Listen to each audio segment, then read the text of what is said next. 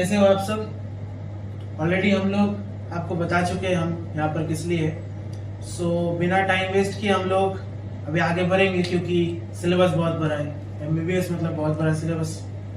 सो आज हम लोग पढ़ेंगे ट्राइजेमिनल नर्व। ट्राइजेमिनल नर्व मतलब फिफ्थ क्रेनियल नर्व, और फिफ्थ क्रेनियल नर्व के बहुत सारे ब्रांचेस। कोई भी नर्व मतलब ब्रांचेस, तो हमें आज ब्रांचेस पढ़ने हैं। सो हम स्टार्ट करेंगे trigeminal nerve as a fifth nerve, fifth cranial. And on that note अगर हम बात करें, इसके सेंसरी पार्ट्स भी है, मोटर पार्ट्स भी है। सेंसरी पार्ट इसमें ज्यादा है तो इसको हम मिक्स्ड नर्व बोलते हैं, क्योंकि सेंसरी हम देख सकते हैं 3 न्यूक्लियस दिख रहे हैं। एक है मेसेंसेफेलिक सेंसरी न्यूक्लियस, एक हो गया आपका प्राइमरी सेंसरी न्यूक्लियस, एक हो गया आपका स्पाइनल सेंसरी न्यूक्लियस। उसके साथ आपको मिलेगा एक मोटर न्यूक्लियस। ये सारे हो गए न्यूक्लियस जहां से एक्चुअली न्यूरॉन्स जनरेट होते हैं। अब न्यूरॉन्स जब आए वो क्लब करके बनाए एक ट्राइजेमिनल गैंग्लियन। गैंग्लियन मतलब just group of साइटॉन्स। Trigeminal ganglion को हम गैसेरियन गैंग्लियन भी बोल सकते हैं। ये ट्राइजेमिनल गैंग्लियन होता कहाँ है? आपका जो टेम्पोरल बोन है, टेम्पोरल बोन का जो एपेक्स है और जो ड्यूरा मैटर है, ऐसा एक कनकेविटी बनाता है। आपको दिख रहा होगा यहाँ पर टेम्पोरल बोन और उसका एक ड्यूरा मैटर का कनकेविटी। इसको कहते हैं मिकल्स केव। दिस कनकेविटी इज कॉल्ड मिकल्स केव। उसके अंदर ये जो ट्राइजेमिनल गैंग्लियन है ये रिसाइड करता है। अब आप देखेंगे कि ट्राइजेमिनल गैंग्लियन के 3 ब्रांचेस हैं, ophthalmic branch, maxillary branch, mandibular branch. Mandibular branch के साथ साथ मोटर ब्रांच भी चलता है, जो motor part of the trigeminal nerve. Ophthalmic अगर हम बॉडी पे रिलेट करना चाहे तो यहाँ से अगर ट्राइजेमिनल गैंग्लियन है तो ऑप्थेल्मिक ब्रांच, मैक्सिला यहाँ पर मैक्सिला तो मैक्सिलरी ब्रांच, और यहाँ पर मैंडिबल तो मैंडिबुलर ब्रांच। अब पहले हम लोग देखेंगे ऑप्थेल्मिक ब्रांच के ब्रांचेस। तो दिस इज ऑप्थेल्मिक ब्रांच। उससे एक गैंग्लियन लटकता है जिसको कहते हैं सीलियरी गैंग्लियन। अब ऑप्थेल्मिक ब्रांच आगे जाएगा। ऑप्थेल्मिक मतलब आई, तो आई के अराउंड सारे ब्रांचेस आएंगे। आपको यहाँ पर दिख रहा होगा आई, मैंने कोशिश की है थोड़ा सा आई बनाने की। तो यहाँ पर जो अपर ब्रांच आता है इसको कहते हैं फ्रंटल ब्रांच। ऑप्थेल्मिक ब्रांच का अपर ब्रांच हो गया frontal branch, this part. Next हो गया लैक्राइमल ब्रांच। यहाँ पर लैक्राइमल ग्लैंड होता है पैल्पेब्रे और आई ऑर्बिट के बीच में। तो lacrimal branch of ophthalmic branch of trigeminal nerve lacrimal gland को सप्लाई करता है, और ये हो गया फ्रंटल ब्रांच। और जो नीचे वाला पार्ट है वो नेजोसिलियरी, सिलियरी बॉडी होता है और नेजल, इसके बीच में नेजोसिलियरी ब्रांच। अब ऊपर से अगर चालू करेंगे तो फ्रंटल ब्रांच। फ्रंटल ब्रांच के 2 ब्रांचेस और सुप्रा ऑर्बिटल, सुप्रा ट्रोक्लियर। सुप्रा ऑर्बिटल, सुप्रा ट्रोक्लियर। लैक्राइमल का कोई ऐसा ब्रांच नहीं। नेजोसिलियरी के 3 ब्रांचेस। आग के नीचे आपका होता है एथमॉइड बोन। एथमॉइड बोन के पीछे जाता है ब्रांच, एक जाता है आगे। तो anterior ethmoid, posterior ethmoid, and एक और ब्रांच होता है ऊपर आपने देखा सुप्राट्रोक्लियर, तो नीचे हो गया इंफ्राट्रोक्लियर। That's it. तो ये हो गया आपका ऑप्थेल्मिक ब्रांच पूरा। अब मैं एक चीज भूल गया था, वो मैं आपको बता देता हूँ। ये जो मेसेंसेफेलिक सेंसरी न्यूक्लियस है ये मिड ब्रेन में है, मेसेंसेफेलिक में। तो इसका काम क्या है? प्रोप्रियोसेप्शन, मतलब उसको सेंस करना। एंड प्राइमरी सेंसरी न्यूक्लियस का काम क्या है? आपके टच या फिर प्रेशर को सेंस करना।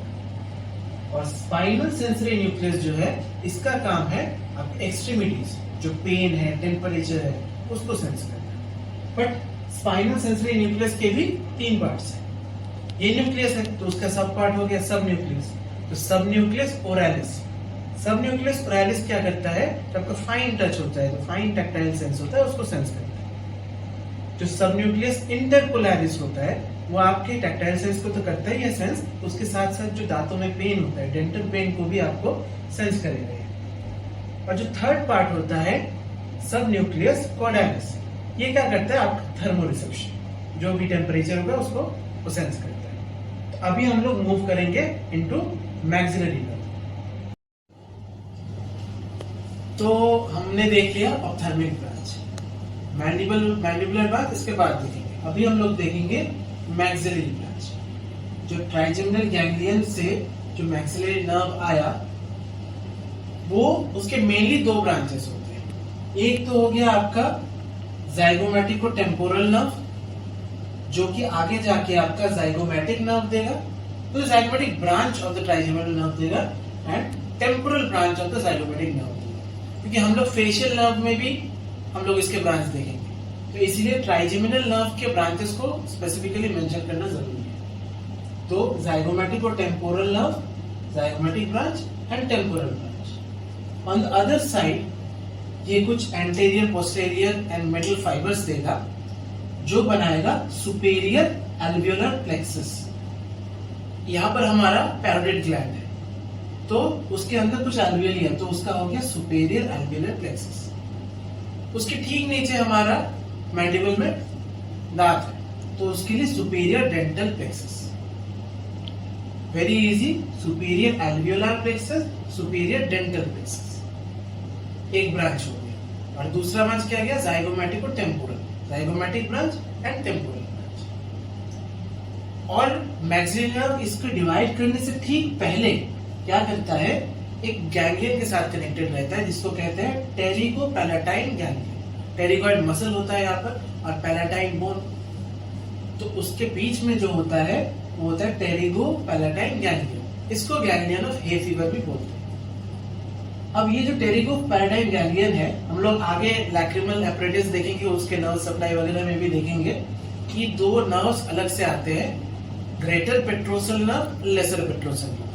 वो दोनों नर्व मिलके बनाते हैं वीडियन नर्व, जो कि वीडियन कैनाल के थ्रू इस टेरिगोपैलेटाइन गैंग्लियन के अंदर घुसते हैं और फिर वो कंटिन्यू होता है as maxillary nerve. And basically जो मैक्सिलरी नर्व आता है, हमने ये देख लिया था ट्राइजेमिनल गैंग्लियन कहाँ पे है, मिकल्स केव। क्या था वो? टेम्पोरल बोन के एपेक्स के साथ ड्यूरा मैटर का connection.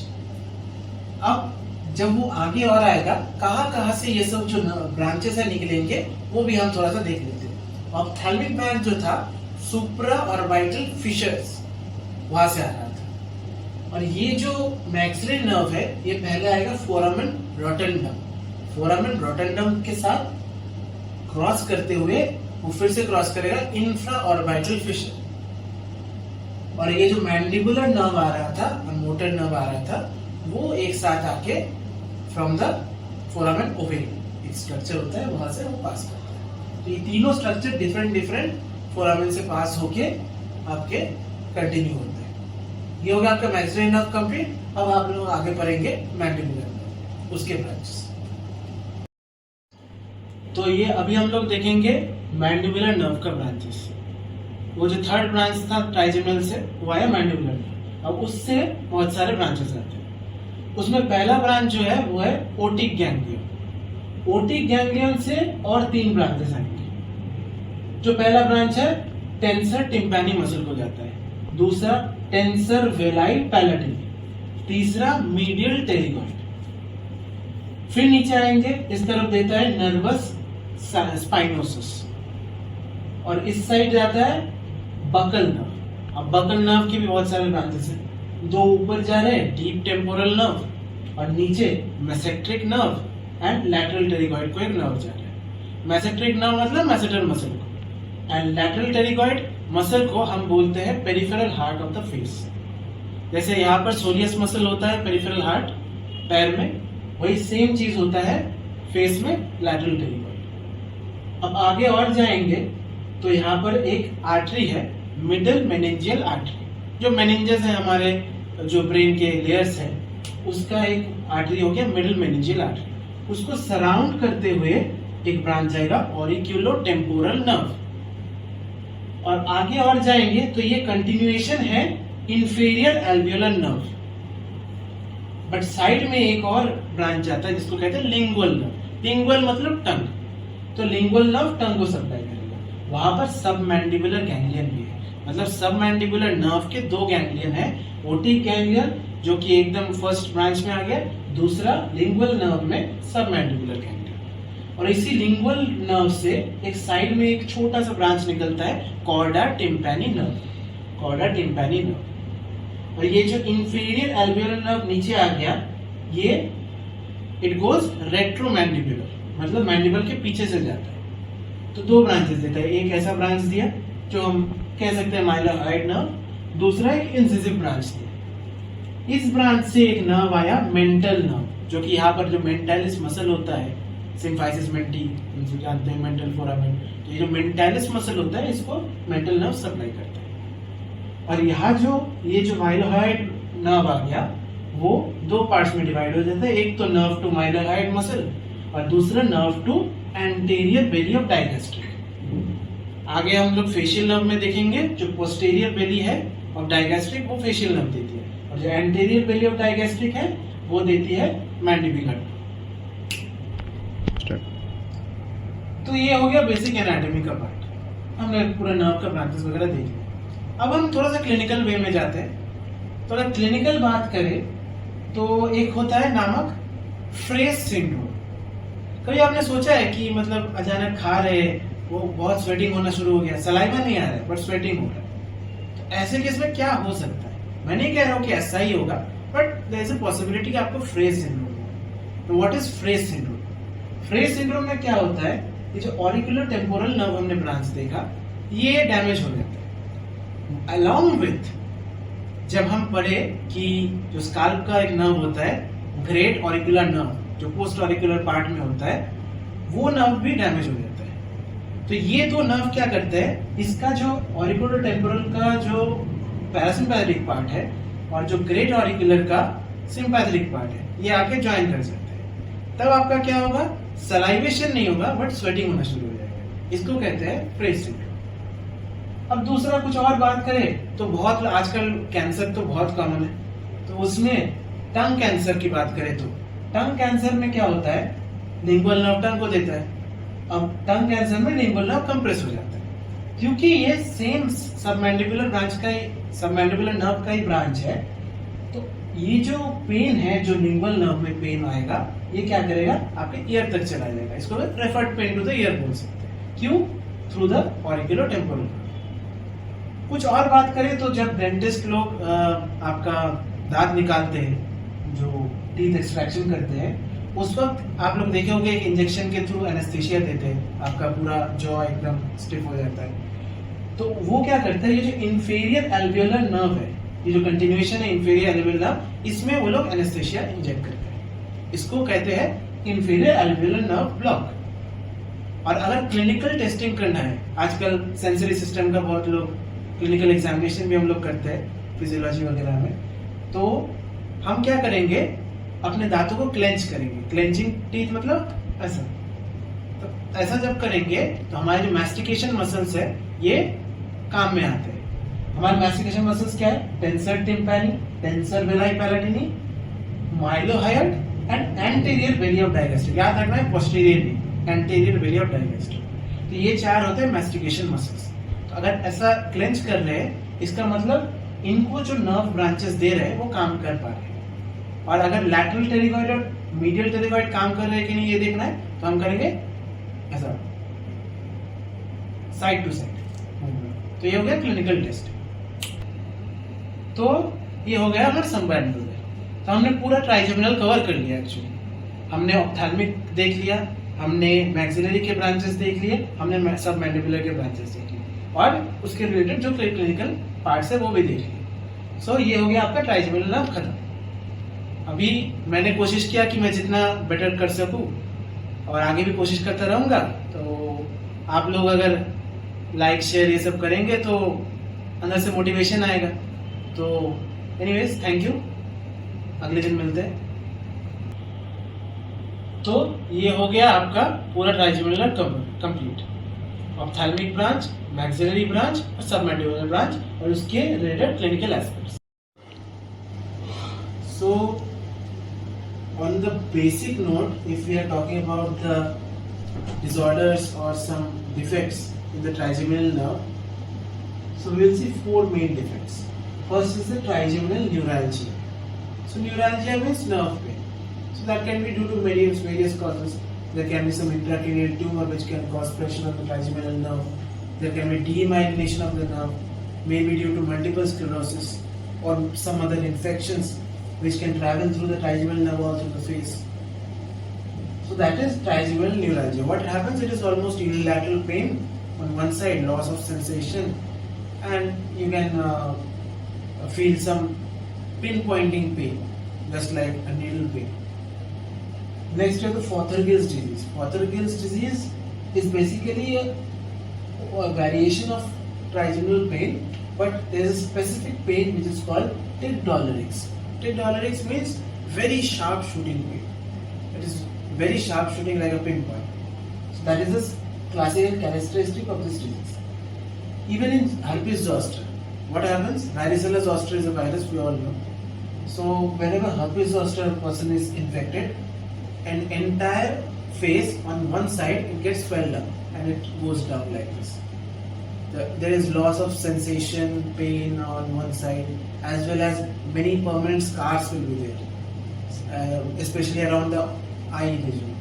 The eyes will bulge out, there will be swelling around the eyes, and the entire face will have rashes. So that is herpes zoster.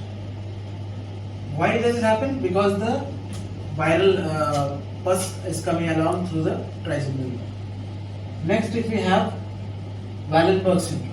In Wallenberg syndrome, what happens? If the right side is affected, right side trigeminal nerve is affected, then you will have right side face paralysis along with the left side body paralysis. So if the right side of the face is paralyzed, that is due to the descending spinal tract of the fifth nerve. The descending spinal tract of the trigeminal nerve is affected, and the left side of the body is affected because the ascending spinothalamic tract is affected.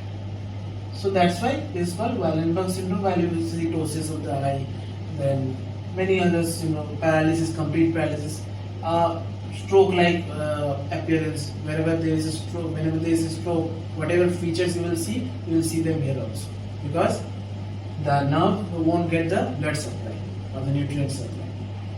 So this is all about the clinical aspects of the trigeminal nerve.